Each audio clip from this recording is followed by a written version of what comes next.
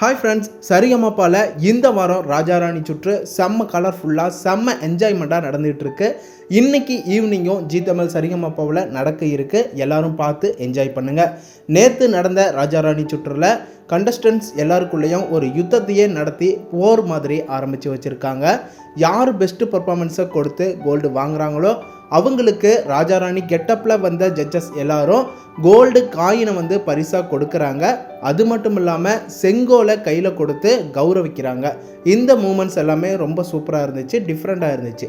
விஷ்ணுவர்தன் அன்பே அன்பே கொல்லாதே கண்ணே கண்ணை கில்லாதே இந்த செம்மையான பாட்டை செம்ம க்யூட்டான அற்புதமான வாய்ஸில் விஷ்ணுவர்தன் ரொம்பவே போல்டாக பாடியிருந்தார்.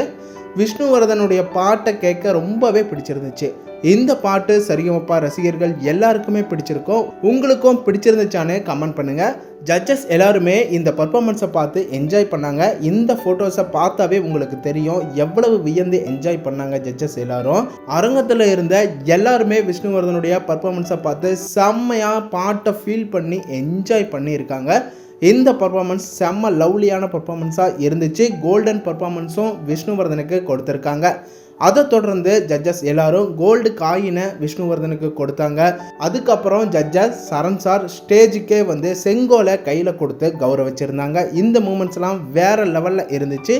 இந்த வீடியோ பிடிச்சிருந்தா லைக் பண்ணுங்கள், கமெண்ட் பண்ணுங்கள். அடுத்த வீடியோஸ்க்கு சேனல் ரைட் பண்ணி பெல் ஐக்கனை கிளிக் பண்ணிக்கோங்க.